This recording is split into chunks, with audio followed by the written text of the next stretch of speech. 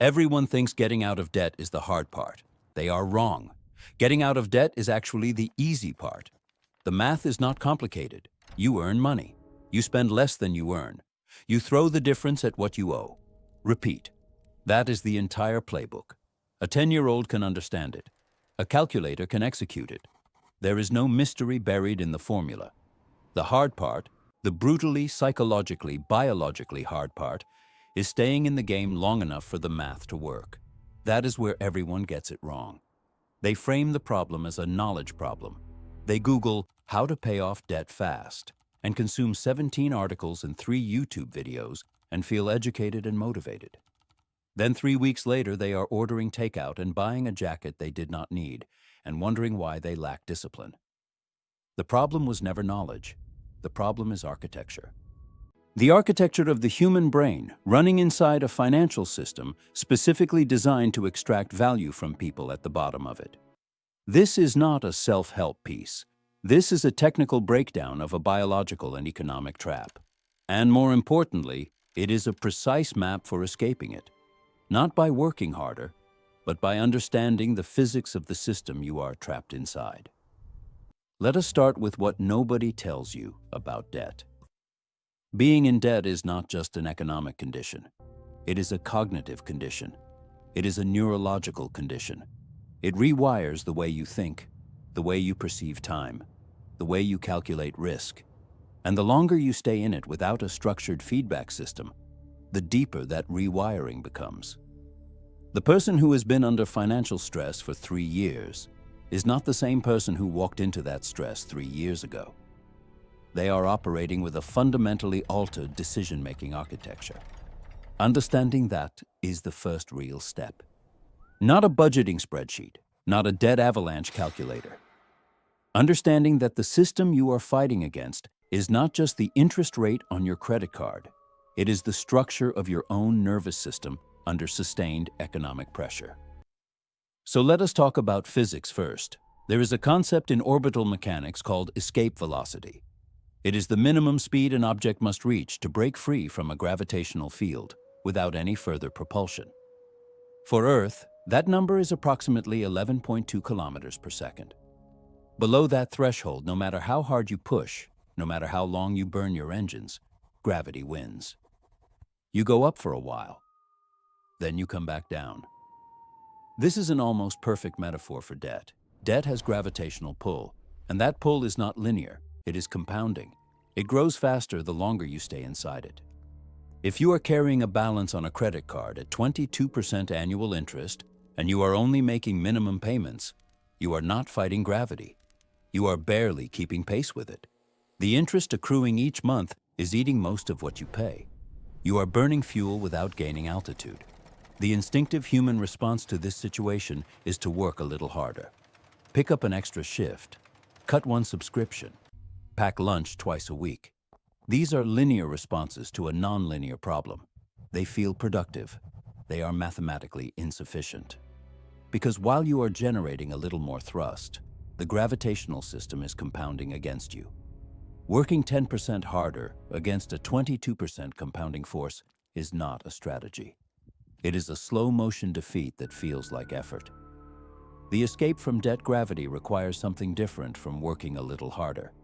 It requires a threshold event. A point at which the velocity of your repayment exceeds the compounding pull of the interest.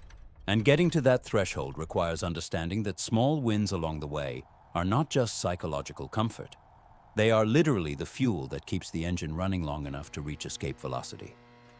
But before we get to the wins, we have to be honest about the terrain. The financial system has a peculiar and rarely discussed structural feature. It is most expensive at the bottom. This sounds counterintuitive. Surely things get more expensive as you go up? No, the opposite is true. Being poor, being in debt, having a low credit score, living paycheck to paycheck, is the most costly financial position you can occupy. Not because poor people are bad with money, because the system charges them more for everything. Consider the math. A person with excellent credit and a healthy savings account can finance a car at 3% interest. A person with damaged credit will pay 14%, 18%, sometimes 24% for the same vehicle. Same car, same miles, same roads, radically different cost. Over a 5-year loan, that difference can amount to thousands of dollars. Money that flows directly from the person who can least afford it to the institution that needs it least. The same principle applies everywhere. People without credit cards pay more for flights because they cannot capture points or use buy now, pay later tools. People without a financial buffer buy food in small quantities from convenience stores rather than in bulk from warehouse clubs, paying 30 to 40% more per unit. People who cannot afford car repairs end up in a cycle of ride shares and expensive rentals. People who cannot pay a full security deposit on a better apartment stay in a more expensive, less efficient living situation. This is what author Terry Pratchett described through his character Sam Vimes in a piece of writing that became known in economic circles as the Boots theory of poverty. The theory is this: a man who can afford expensive boots buys one pair that lasts 10 years. A man who cannot afford expensive boots buys cheap ones that last a year. Over 10 years, the poor man spends 3 times as much on footwear and still has wet feet. The rich man's boots keep him dry the entire decade. Being in debt is the wet feet position. You are paying a structural penalty simply for being in your current position. The system does not intend to be cruel. It is simply optimized to extract value efficiently. And efficiency for lenders means higher returns from higher-risk borrowers. The cruelty is structural, not personal. But that distinction does not reduce the cost. And here is where the math becomes genuinely punishing. Suppose you carry $4,000 in credit card debt at 22% APR. In 1 year, if you pay only the minimum, you will pay roughly $300 to $400 in interest alone. That money does not reduce your principal. It does not buy you anything. It evaporates. It is a tax on your position. Meanwhile, a person with the same income but no debt is accumulating those $300 to $400 per month as a savings buffer, reducing their exposure to future emergencies, moving further away from the gravitational center. The gap widens. The further you fall from the center, the harder gravity pulls. This is why minimum payments are mathematically designed to keep you inside the gravitational field for as long as possible. Not through conspiracy, but through optimization. The lender's optimization goal and your freedom goal are directly opposed. Understanding this is not meant to create despair. It is meant to create clarity. Because when you understand the actual physics of the trap, you stop blaming yourself for your discipline. You start recognizing the system you are inside. And then you can engineer your escape with precision rather than guilt. Now, we need to talk about what the trap does to your brain. This is where most financial advice completely falls apart. It treats human decision-making as if it is rational and consistent. It assumes that if you understand the right steps, you will execute them reliably. This assumption is biologically false. When a person is under sustained financial stress, the body interprets that stress as a threat to survival, not metaphorically, literally. The amygdala, the part of the brain responsible for threat detection, activates. Cortisol floods the system. The brain enters what neuroscientists call the threat response mode. In this mode, the prefrontal cortex, the part of the brain responsible for long-term planning, impulse control, and abstract reasoning, loses priority. Resources shift toward immediate threat management.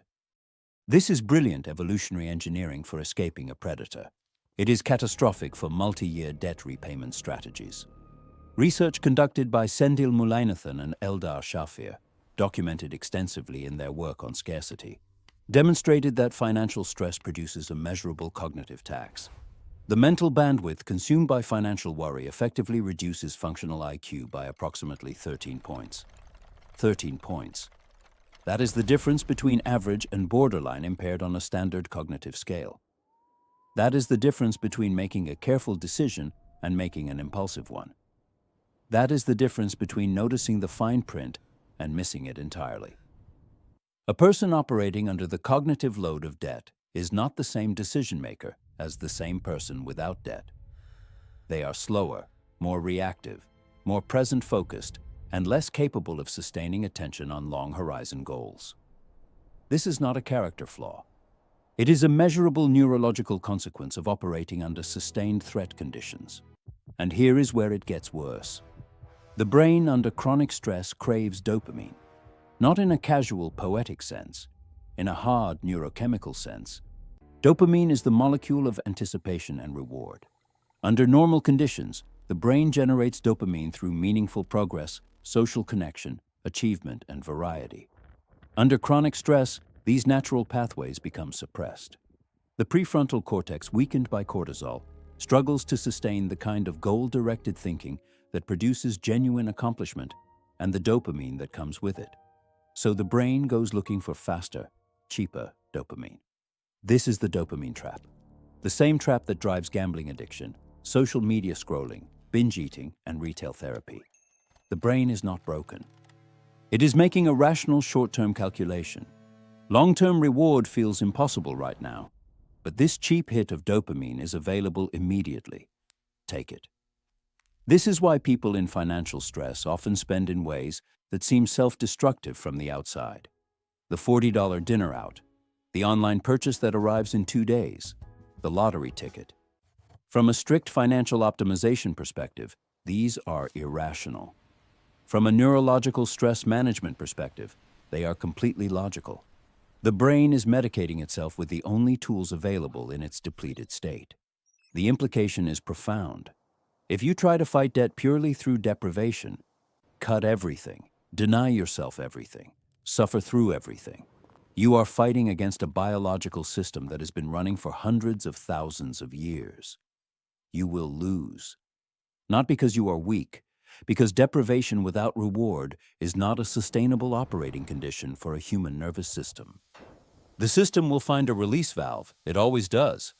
This is why the standard advice, just stop spending money, has roughly the same success rate as telling someone with depression to just cheer up. Technically accurate, neurologically naive, practically useless. What you need instead is not deprivation.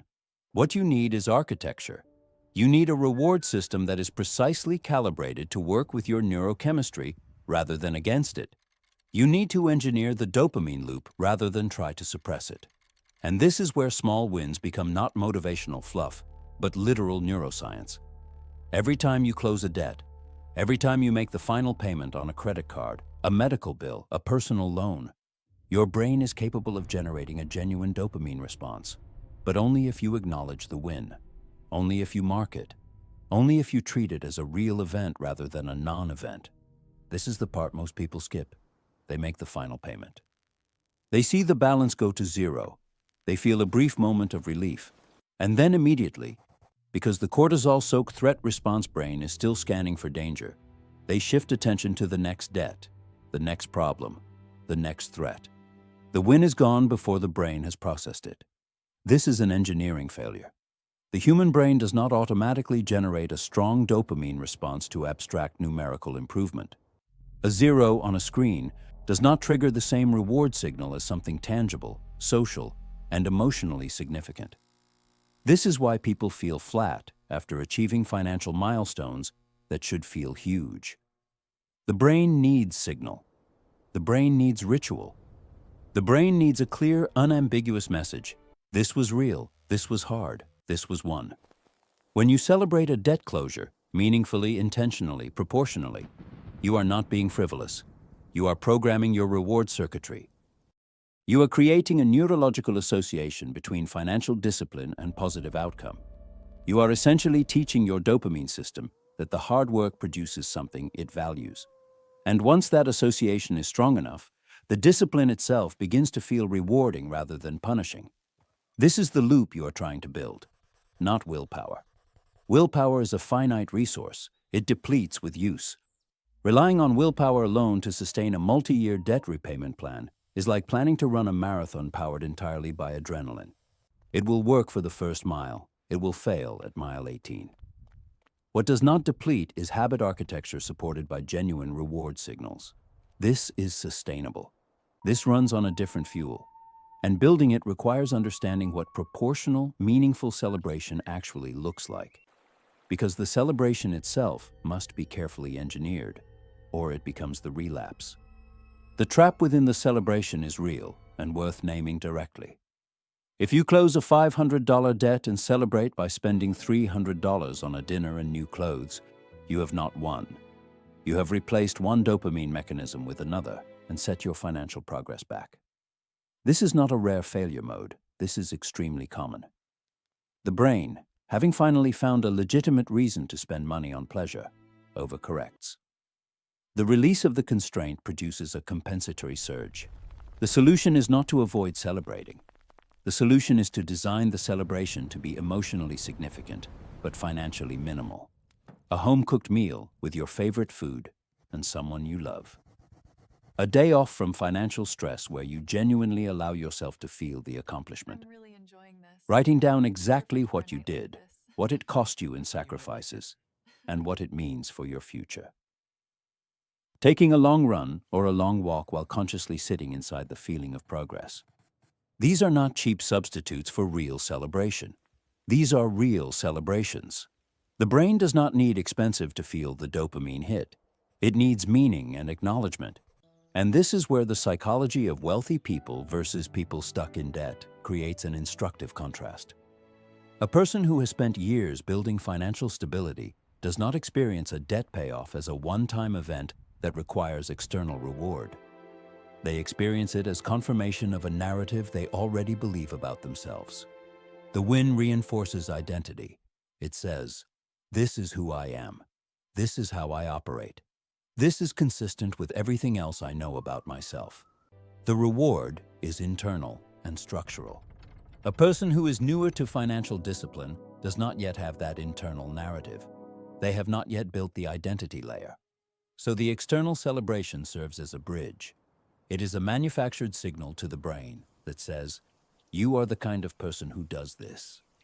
This is evidence of who you are becoming. Every celebrated win is a deposit into that identity account.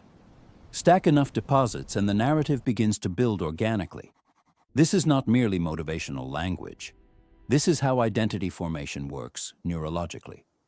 The brain constructs self-concept from patterns of behavior and their associated emotional responses. If the pattern of pay off debt, feel nothing, move on, repeats long enough, the brain begins to associate financial discipline with emotional emptiness. It resists the next round before it begins. If the pattern is pay off debt, feel genuine accomplishment, mark the moment, move forward, the brain begins to associate financial discipline with reward. It starts to lean toward the next win rather than away from it. The momentum is biological. Now, understanding all of this, there is a structured pathway out. Not a simple one, not a linear one, but a real one, built on the understanding of the system as it actually operates. The first phase of any genuine escape from debt requires something that feels counterproductive at first glance. It requires a period of radical simplification, not forever, but for long enough to begin recovering the cognitive resource that chronic stress has depleted. Think of this as returning the prefrontal cortex to something resembling operational capacity. This means making decisions brutally simple for a defined period. It means eliminating as many micro-decisions as possible. You eat roughly the same foods. You follow a fixed weekly schedule. You remove every optional expense that requires an active decision. You are not doing this because pleasure is the enemy. You are doing this because every additional decision made under cognitive depletion is a decision made with diminished capacity. Decision fatigue is real, measurable, and expensive. The research on judges' parole decisions is instructive here. Studies have found that the rate of favorable parole decisions drops significantly as the day progresses, bottoming out before a meal break and resetting after it. Experienced, intelligent, professional decision-makers become progressively worse at their jobs as their cognitive resources deplete. You are not smarter than a judge. Your cognitive tank depletes too. Simplification in this phase is not deprivation. It is resource recovery. During this phase, the dopamine architecture matters enormously. You cannot sustain radical simplification without a reward mechanism that does not require spending. This is where the debt tracking visualization becomes critical. A simple handwritten chart on the wall, a spreadsheet you open every morning, a note in your phone, every payment marked, every balance drop acknowledged, every move towards zero treat it as a real event. You are building a feedback loop that the brain can feel even when the numbers are small. Small does not mean insignificant. This is the insight most people miss entirely. The mathematics of compound repayment means that early wins, though small in absolute dollar terms, have disproportionate long-term impact. Paying off a $300 store card does not seem like much. But removing that monthly minimum payment from your budget, even if it is only $25, frees that $25 to attack the next debt, and the debt after that. The snowball is real, the avalanche is real, but neither works without velocity. And velocity requires momentum, and momentum requires celebrating the early wins loudly enough for the brain to want more of them.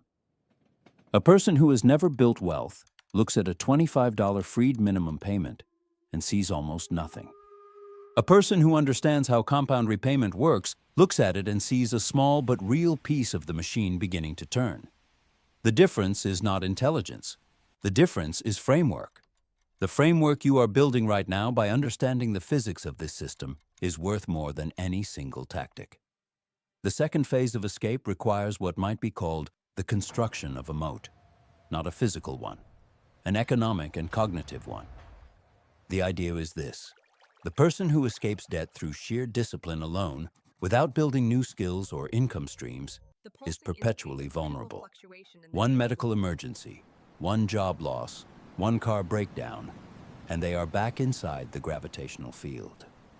The moat is built from skill asymmetry, not from working harder in a single lane, from developing 2 or 3 overlapping competencies that together create rare value in the marketplace. A person who can write clearly, understand basic data analysis, and speak confidently about their industry occupies a position that almost no one else occupies. A person who can manage projects, build systems, and communicate across technical and non-technical teams is nearly irreplaceable. The combination is the moat. The individual skills alone are commodities. This is Warren Buffett's concept of the economic moat applied to individual human capital. Buffett looks for businesses with durable competitive advantages, brands, network effects, switching costs, cost advantages, that protect the business from competition over long periods. The same thinking applies to personal economics. You want to build a position that is hard to replicate, hard to displace, and increasingly valuable over time. The reason this connects to the debt escape conversation is practical. Additional income is the accelerant that turns a slow, grinding debt repayment into an actual escape. But generating additional income from a single commoditized skill is difficult and exhausting. Generating it from a unique combination of skills is exponentially more achievable. The moat is what turns the debt math from "this will take 7 years" to "this will take 2." But building that moat while under cognitive depletion from financial stress is genuinely hard. This is why the celebration architecture matters so much in this phase. Every skill acquired, every freelance project completed, every dollar of side income generated is a small win that must be consciously acknowledged and neurologically reinforced. The brain needs to know that the effort in this direction produces reward. Otherwise, under the cognitive tax of debt stress, it will revert to short-term dopamine seeking. The third phase involves a social reckoning that most people find deeply uncomfortable. It requires honest assessment of the environmental forces acting on your behavior. And chief among those forces is the people immediately around you. There is a phenomenon in organizational psychology, sometimes called the crab bucket effect. Place a bucket of crabs in front of you. One crab reaches the top of the bucket and begins to escape. Before it clears the rim, the other crabs pull it back down. Not out of malice, out of instinct. Out of the same impulse that drives social conformity in humans. No one in the bucket wants to watch someone else escape while they remain trapped. The human version is subtler, but equally powerful. When you stop going out for expensive dinners with friends, they take it personally. When you stop spending money on rounds of drinks, the social dynamic shifts. When you start talking about financial goals and building new skills, the people around you who are not on that path feel implicitly judged. They are not bad people, but their behavior will consistently, reliably, create friction against your trajectory. The standard advice, cut off your friends, is too blunt. The more useful framing is this: consciously, deliberately expand your reference group upward while maintaining real relationships thoughtfully. The way to do this in the modern age without moving cities or burning bridges is through what might be called virtual mentorship. Books written by people who have solved the problem you are facing. Lectures delivered by people who have built what you want to build. Podcasts where the conversations operate at the level you are trying to reach. This sounds modest. It is not modest. The people you spend mental time with shape your thinking far more than they spend physical time with you. The difference between someone who reads 30 pages of Buffett's letters per week and someone who does not is not trivially small. Over 5 years, it is the difference between one framework for thinking about capital and value and no framework at all. It is the difference between understanding compound interest as a friend versus an enemy. The point is not to become isolated or arrogant. The point is to take deliberate responsibility for the quality of the thinking environment you marinate in. Because under cognitive depletion, you absorb your environment passively. You cannot afford to let that environment be shaped entirely by the financial habits of people who are not ahead of you on the path you are trying to walk. And every time you make a choice to invest an evening in a book instead of a bar, that too is a small win worth marking. Not loudly, not with external reward, but internally. With the quiet recognition that this choice compounds, that you are choosing differently than the version of you who first got into this mess, that the gap between the old architecture and the new one is growing with every deliberately chosen evening. The fourth and final structural phase is the most powerful and the least available until the earlier phases have created the conditions for it. It is the transition to the side of the mathematical table where compound interest works for you rather than against you. This is simple in principle and profound in impact. Debt represents compound interest as enemy. Investment represents compound interest as ally. The person paying 22% interest on credit card debt is experiencing the full destructive force of compounding directed against them. The person earning 8% average annual return on invested capital is experiencing that same force working in their favor. Same math.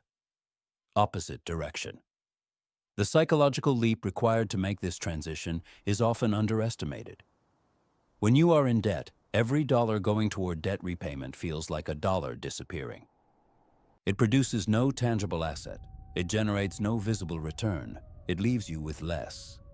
Psychologically, this feels like deprivation. This is one of the reasons it is so hard to sustain.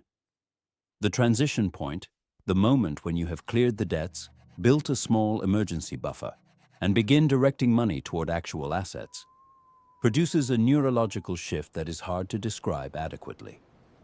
For the first time, you experience your money as something that generates more money without requiring your time. You check a brokerage account, and the number is slightly larger than the last time you checked, for reasons that have nothing to do with your labor. This is the first moment many people have ever experienced the feeling that the mathematical tide is with them rather than against them. It is genuinely revelatory, and it creates its own dopamine loop, a clean, sustainable one, based on genuine progress rather than compensatory consumption. But reaching this moment requires surviving the long, grinding, often discouraging middle section of the journey. And surviving that section requires the entire architecture this piece has been describing. The small wins marked and celebrated. The cognitive resource protected through simplification. The moat built through skill development. The reference group elevated through deliberate consumption of ideas. The crabs resisted through internal conviction rather than external validation. The celebration of small wins is not the soft, optional, feel-good component of a debt repayment strategy. It is the fuel system of the entire machine. Without it, the engine runs for a few months and stalls. The cortisol wins. The dopamine trap wins. The gravitational pull wins. With it, the engine keeps running past the discouragement dip, through the mid-journey crisis, past the point where most people stop, and finally to the escape velocity that lets you leave the gravitational field entirely. Here is the concrete picture of what this looks like in practice. You make a list of every debt you carry. Every single one. You assign each one a name and a number. You pick the smallest one first, not necessarily the highest interest rate one, though you can get there. but the smallest one, because you need a win fast enough to prove to your brain that wins are possible. You build a repayment plan for it, you execute it. And when that balance hits zero, you do not just move on. You stop. You mark it, you feel it, you write it down. You tell one person who matters to you. You give yourself an evening of genuine pleasure that does not cost real money. A meal you cook yourself, a walk in a place you love, a long conversation with someone who supports what you are building. You let the win register. Then you take the minimum payment you were making on that debt, and you add it to the payment on the next smallest debt. This is the snowball. It is real. It is effective. And it works not because of abstract mathematics, but because the momentum of celebration-reinforced wins makes the next round feel achievable rather than punishing. The person who is wealthy today, the person who seems to naturally understand money, who seems to have discipline and clarity that you envy, that person is not operating with a different brain. They are operating with a different loop.